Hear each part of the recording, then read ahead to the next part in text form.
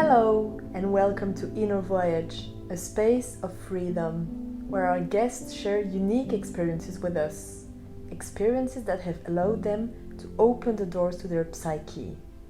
Through their personal stories, they reveal what they have learned about themselves, the spaces of their unconscious that they have explored. They share how their journey has transformed them and their relationship to the world. In this episode, we welcome Frank, a creative and curious man in his 30s. 3 years ago, Frank went to the dentist for a wisdom tooth extraction and ended up in a medically induced coma. He woke up 7 days later, and his perspective on life, death, and relationships has changed since then. He shares with us how this journey has shaped him. Hello, Frank. Thank you so much for agreeing to be on this episode and for sharing your story. Thank you, Anna, for having me. Absolute pleasure, and I'm very excited to see how your podcast has been becoming a true reality, and looking forward to it. Great. Do you want to describe yourself in a few words? Yes, of course. So I would describe myself as someone creative. I really am someone who's very transparent and honest with my friends. I love traveling, I love art, and I love spending quality time with my friends. So a few years ago, you had some very intense transformational experiences. Am I describing them well with those words? Yes, almost 3 years ago, I had, let's say, an accident. On the 9th of September, I went to the dentist, and something that nobody would ever have imagined happened to me that day. I went to the dentist in the morning, and about 12 hours after that I found myself in the ICU in an induced coma. 1 week later I woke up from that coma. In the morning I went to the dentist and I had 2 tooth extractions, and about an hour after I had about 50 little patches that were full of blood, so I kept on bleeding, which was, according to the dentist, quite normal, and he sent me home. Now, a few hours later, I called the emergency number of the dentist, and against all that I had imagined, they told me everything was fine, put something to stop the bleeding from happening in your mouth, and just go to bed and maybe take a little nap. And the weird thing is that I really did feel that something was off. I felt an intense pain.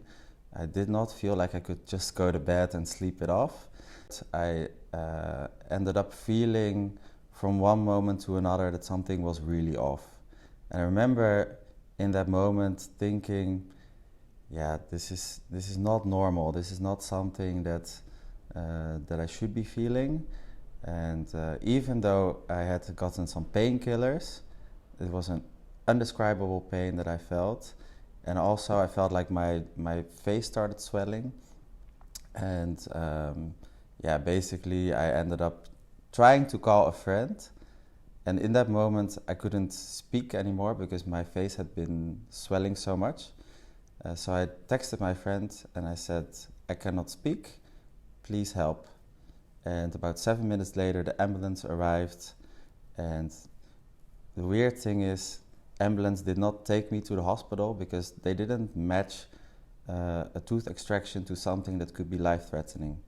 So my instincts told me, you have to ask for help, go take an Uber to the hospital. And that's where I ended up, luckily that day, because basically what happened in the hospital is, after the 4th nurse came to see me, the 4th doctor came to see me, she said, "Whoa, this is really off. You're going to suffocate if we don't intubate you right now." And that's luckily what happened that day. You felt something was off because of the physiological symptoms and because of the pain you felt, or you felt something was off because you were also having changes in your mind? There was one moment where I felt, for the first time in my life, I think I felt it very strongly, I'm going to die if I stay here, if I don't do anything. And I also remember immediately thinking, today is not the day, run for your life. And that's what I did. So I texted my friend, I ran downstairs because I knew that if you are alone in your apartment and you're suffocating, after a few minutes, it's too late. So I ran into the street just so that if I would suffocate, that somebody would see me. And luckily also the ambulance came straight after that. So I really felt my instinct telling me that something was off. Also, I just felt like my face was changing, my breathing was changing. And I really remember this moment where I felt I'm suffocating, run for your life. The survival instinct. Yes, the survival instinct was kicking in. And you arrive at the hospital, you see several nurses. At some point, they decide to put you in a coma. Can you describe to someone that has never been in a coma, which is a lot of people, how does it feel like? One step back, just to finish off, I think that day I called the emergency line and they told me that everything was fine.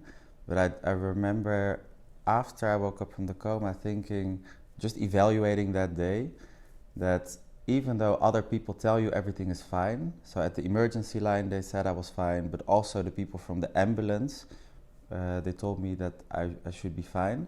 Even though they told me I was fine, I knew I wasn't. So it's really important, I think, to follow your own instincts. And I also feel like I'm quite happy that I knew or that I felt that something was off, even though the medics didn't see it at that moment. Then, how was the coma experience? So the experience itself is kind of like sleeping without dreaming, I would say. So I don't have any memories from it.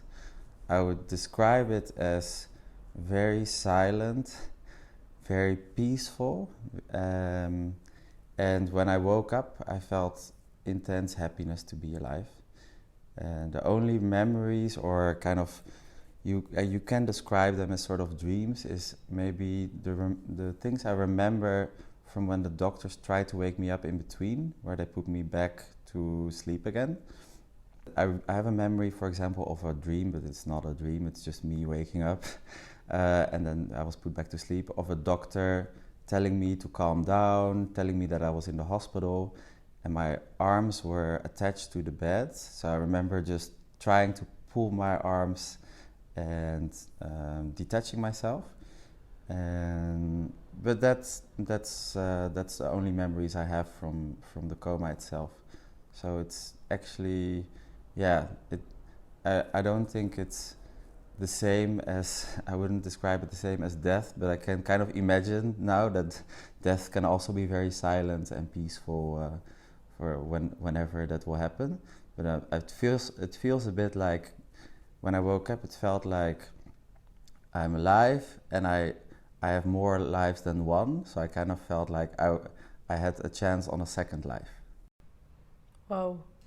And when you woke up, did you realize that 1 week had passed? Like, did you realize there was a lot of time, or did it feel like you just had a nap? I had no idea of how long I had been in the coma. And I remember when I woke up, I did not even remember what had happened. And I remember the first thing that crossed my mind was, oh, I have to remember what happened, because my parents, my uncle and aunt who raised me, they're going to be very worried because I'm in the hospital and I have to tell them what happened. And I didn't know at that moment that they already knew, of course, what had happened, because a week had passed and they had come to visit me several times in the hospital, and that everybody knew what had happened, basically. But that was my first thought, and the first thing I thought was, I don't remember what happened, so it must have been an accident. I must have been on a bike in Amsterdam, and somebody must have run me over, and that's probably why my brain is not functioning. And then I started thinking, and I have no idea how much time passed, but I think after an hour or so I remembered, shit, I went to the dentist, and then I had this tooth extraction and a lot of pain, and I felt that everything was off. And then I did remember that I ended up at the emergency room, and I also remembered the last face I saw, which was that nurse or the doctor that told me that something was really off. And that's actually the moment where I passed out from the pain, because they hadn't given me real painkillers yet, but I just passed out from the pain, and then the coma followed, or the induced coma followed straight after. So you woke up with gratitude of being alive, with like you got a second chance. Did you have any other emotions or feelings when you woke up? I think waking up for me was luckily not a traumatic experience. I think the whole experience in itself is very intense, and it's definitely something that that changes you as a person, especially the whole aftermath of it. But waking up for me was a very happy experience. I was very happy to be alive just, and I remember I was making a lot of fun in the hospital, and the nurses were a bit surprised, I think, but I was cracking one joke after another. I was definitely under a lot of medication, so I was making all these delusional comments. I was inventing stories, but I remember I was having a lot of fun, and I felt very safe. And can you describe a bit what happened during the days that you stayed at the hospital before going back home? Yes, so one of the first things when I was waking up was that a lot of the doctors so when you're in a coma for a week, you're basically under supervision 24/7. And the doctors make 8-hour shifts, so that means that at least 3 people a day, but probably more, are taking care of you while you are sleeping. And a lot of people find this a very scary thought. Who has touched me? Who has done what? I woke up, I think, with 20 tubes all over in my body to basically keep me alive during that period. So there was also surgery done in my mouth to take the swelling out from what happened in my mouth, basically. So a lot of people basically work on your body while you're not even aware of it, and there was no consent from my part. I was just asleep. So you assume that these people had the best intentions with you, and actually I felt intense gratitude towards them. But I think the beautiful thing is that one after the other, so they came to see me in the hospital. So from the ICU, you go to the hospital. Funny story that I invented when I just woke up was one of the surgeons asked me how I was waking up, and do you have any things that you want to know, any questions for us, etc., kind of to comfort me. And I said, well, I have one regret, because I had 2 people laying next to me in the ICU that asked me to come home with them, but I didn't wake up quickly enough. And it was Paul and Jenny. I remember very vividly that Paul and Jenny were next to me saying, Frank, we're going home, come with us, you have to wake up faster. And so I said I really regret not going home with them, because I would really love to talk to Paul and Jenny about how this coma experience was for them. And the surgeon started laughing a bit, and they said, well, that obviously never could have happened. And I asked, why not? And they said, well, because no one ever went home straight after the ICU. Everyone goes to the hospital first to recover. So I think you invented this story. And there were more stories like that I invented. And it was, for me, it was a very, I think, grounding experience also to meet everyone who had been there for that week. And they were all very nice people, and I'm super grateful for everyone who took care of me. And these stories you invented, do you think it was your brain tricking you, or it was you making fun of the whole thing? I actually asked this question to the surgeon. The surgeon said what could have happened is because I didn't wake up well the first 3 times, so this was the 4th time I think that they tried to wake me up and it went well. But basically what happens if you're too stressed, for example, while waking up, they will put you back to sleep. So one of the stories is I just made this up. The other story could be that one of the nurses that was waking me up was communicating with me while I was waking up and was maybe motivating me to wake up. So maybe she or he invented this story in the communication to give me a nice way of waking up. I have no idea. But I do like the idea of that your brain can just make up these stories and give you a nicer experience. Yeah, because it's at the end of the day, it's also the story you tell yourself, I think, in these experiences. And a lot of people feel very traumatized waking up from a coma. And I have a lot. I remember, as I said, I have a lot of fun memories now thinking back about it, which is maybe strange, but that's how I see it. And you also woke up surrounded by friends and family. So could you feel their fear and what they went through while they looked at you, like by seeing their eyes and maybe the worry that they had on their faces? Could you feel that something really serious happened? Yes, definitely. I remember the first time I felt like something really serious happened was when a doctor told me that I should be doing some brain scans afterwards, and I did feel like my friends and family looked at me as if I was behaving in a very unusual and delusional way, but I was not even really aware of it to that extent. Then I had to do some cognitive tests. I remember, for example, one of the nurses asking me, "What is the picture you see in front of you?" And there was a picture of a lion, and I said, "Oh, this is a Leo, just like my star sign." And then she showed me another picture of a camel, and I said, "This is not a camel because it has 1 bump, so it's a dromedaris," you say in Dutch. So I do remember feeling sharp when those kind of questions were asked. But I think a lot of the communication I had was just one big blur for people around me, totally incomprehensible. When I read back some of the messages I sent to people, I do make sense out of them, but I don't think it was very clear to them. And do you think this was due to the chemicals that they induced the coma with? Or to the painkillers that you were taking as well? Like, do you think those very strong drugs were putting a fog on your mind? So there was a mixture of things. I think it's all the whole experience that I had.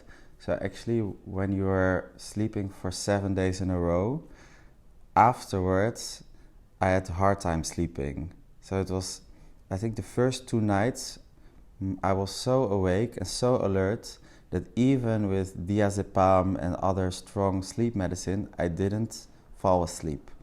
So I did start, I think, hallucinating at some stage with the medication plus the lack of sleep, because I was awake, I think, for almost 2 days or barely slept.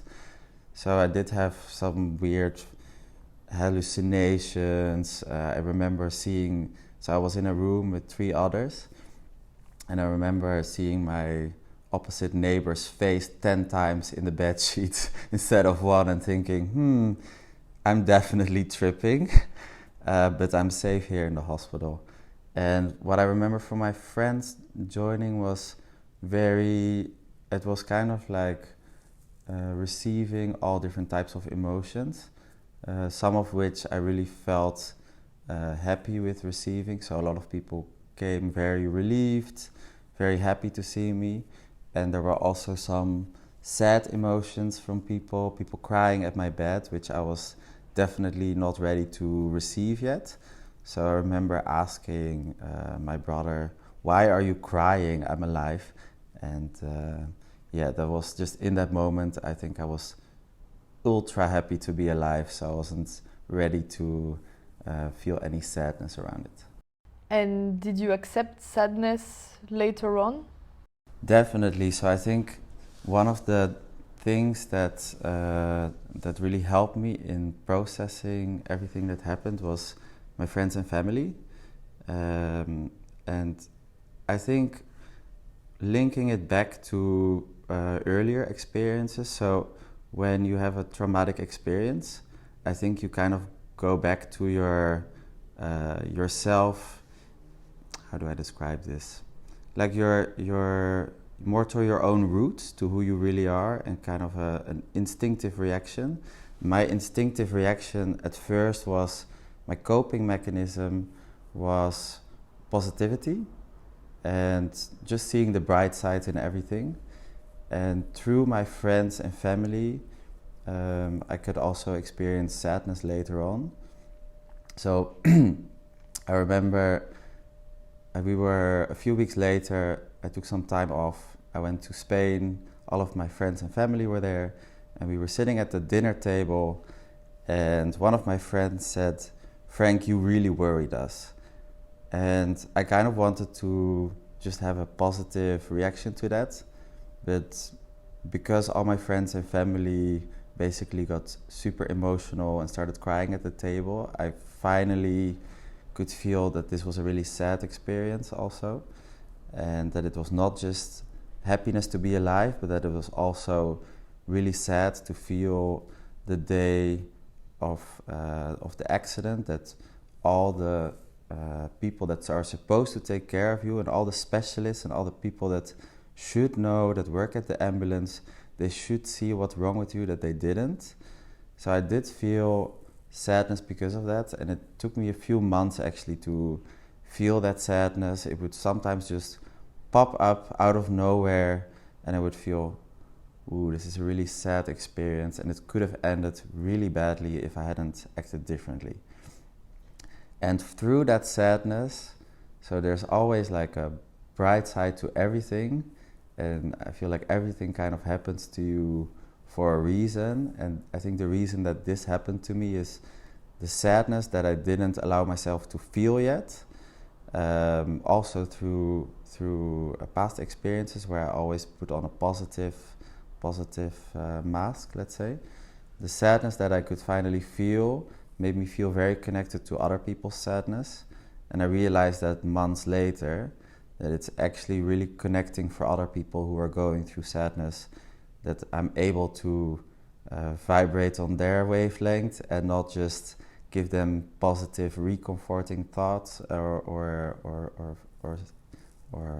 sentences. So yeah, that's. And you said what also part of what triggered that sadness was realizing that you could not trust the medics at the beginning. So how do you feel now about your health in general, and also about being taken care of by a doctor? How did you build that trust back? So I feel completely healthy, and I don't feel like, I feel like I can still trust everyone, and I can feel like I can trust myself. So I didn't feel like my trust was breached too much, but I feel like everyone had good intentions that day, but they just didn't see what was happening. And I also see that even though I was really mad at the beginning at the dentist for not recognizing what had happened, I feel like he followed to his best knowledge what he knew that day, and so did the people in the ambulance. And I do believe that they are trained, and I do believe that they are skilled. And I also do believe that what happened to me was just very unlikely. The jaw surgeons in the hospital that came to see me afterwards, that came from other hospitals, they said it basically happens to one person a year in the Netherlands from your age, in your age range, to go to the dentist and end up in a coma. It's very unlikely, and I believe that no one was able to spot it for that reason. So I still think I'm still very grateful for everyone who took care of me at the ICU, and I'm very grateful for my own instinct telling me that I had to ask for help. And how do you feel about death now? Being in a coma for a week is kind of a weird experience, because it is kind of experiencing your own death, or what it would be like. And I think what I just told you about it being a silent and peaceful experience is really comforting, knowing that you're in that state. And I think the other thing I realized, which is very, very beautiful, is when I woke up from my coma experience, I was very happy and very surprised how many people had reached out to me via phone, but also how my friends had all gotten together, how everybody, I basically felt a lot of love from my friends and family. And this love, I think,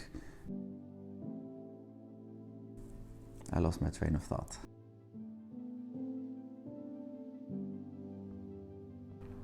Do you think there are after the coma, some things that completely changed in your life? Yes, there were things that changed in my life. I think the way I see life. So I feel like even though I didn't stress a lot about things before, I stress even less, because the most important thing in life is just to be alive. So what I mean with that is, people, and including myself, we obviously live in a society where we want to reach goals, where we're thinking about our next step, where we want to create something, but it's always future oriented. But what I realized from the coma experience is that none of this really matters, because in the present moment I have everything, so I don't need to worry, or I don't need to stress about any of that, because it's not important. The only thing that's important is to be alive and enjoy the present moment. So I feel this even stronger than before. Is there anything else you think is important to share regarding this experience? Yeah, definitely. So I think one thing I learned from this experience is letting go. So at first I felt very sad and very angry towards the dentist and to the whole thing, but I also realized most of the big things that happen in your life are totally out of your control. So we have this illusion of control, but actually we're totally out of control. So letting go of that sense of control and just trying to do your best in the moment is all we can do. That's one. And another thing is, I think what I mentioned, if you try to imagine that everything happens for a reason, you're able to see things in a very different light later on. So I was thinking recently, why did this happen to me? And do I feel the same way that I felt 2.5 years ago? So let's say just after the coma versus 3 years later. And it's all your past experiences are in the past, but the way you think about them today can change your whole future life as well. So for example, one thing that happened is, after 1 year out of coma, some of my friends were over, and they surprised me with a birthday cake, as to kind of tell me, you're 1 year old now. And I've been celebrating this day ever since, together with my regular birthday. But it's a special day because it's kind of like a second life that I feel. And I feel like this is actually a beautiful way of looking at it. And it's really changed my experience as well. Because when I think back about this, when I was thinking back recently about this experience, I really think it brings in, it's basically, it's part of my own path, and it's actually brought me a lot as well. It's brought me capacity to connect with people on different levels than before. It's a traumatizing experience, but it doesn't have to give you a negative aftertaste. if you allow yourself to be completely vulnerable towards your friends and family, to go through all the emotions together, and to also see the good in and the positive afterwards in why things happen to you, going through all emotions and living on and being grateful for living every day. And as you said, it's not something that happened just to you, it happened to the whole group of people that is loving you and surrounding you. Yes, so I think what could have happened if I hadn't spoken about it to my friends and family straight away is that you feel very lonely after waking up and that you're asking yourself, why did this happen to me? But in reality, I also felt through my friends and family that this was an experience that we all shared, even though it happened to me, but it also happened to everyone. And I feel like nobody was more worried than all my friends and family, because I was just sleeping and I was at rest and I was not even thinking for that week. And my friends and family had a bigger scare than I had in that moment. So yeah, we experienced it all together, and I think we are processing it all together. Looking at your perspective on life now and the friendships that you have, what do you feel is the most important for you to feel connected with people? Connections with my friends have gotten deeper since the coma experience. I think I've been able to access more emotions in myself and also be able to connect with others. I realized that at the end of the day we are all social beings, but also I think we can learn a lot from nature and from the animal kingdom. And the way animals connect with each other is of course through sounds and speech, but I think as humans we are very focused on that, but we're not really aware of most of our communication with each other. So a lot of the non-verbal, a lot of the thinking about how you really connect with someone. So to give you an example of one of the things I realized was, if you are communicating with someone and all your senses are connected, so your sight, your hearing, if they are a little bit distorted, your communication will be worse. So for example, meeting somebody on a VC call will never be exactly the same as meeting someone in real life, because there's a lot of non-verbal cues that you cannot see in someone's body, in the way someone is sitting, in the way someone is looking at you or looking away. So seeing someone on a laptop screen, for me that's clearly not a way to connect the same way as meeting people in real life. So drawing conclusion from that, if you really want to connect with people, it's like we do have nice technology and we do have nice ways to stay in touch, but it's not the way to have deep connections with someone. And the things that deeply connect us are the experiences that we share, the adventures that we create together, and the memories. Is there an advice that you would like to give to the Frank from 3 years ago, or even maybe 10 years ago? I think knowing what I know today, so I do feel transformed.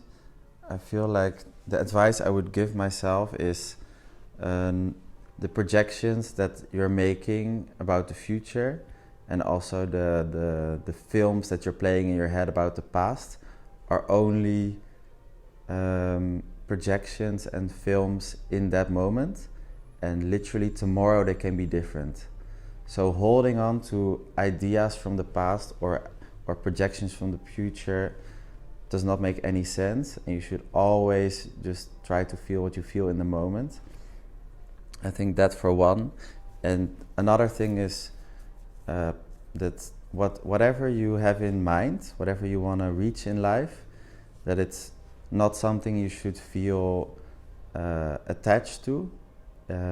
So whenever you're thinking, I want to be in this and this place in 5 years, and I want my life to look like this and this and that, to realize that most probably it's not going to be like what you imagine, but that whatever comes to you, whatever comes on your path, can be even more beautiful. So you have to be detached from your own reasoning and your own ideas and be fully open to whatever life has to give to you.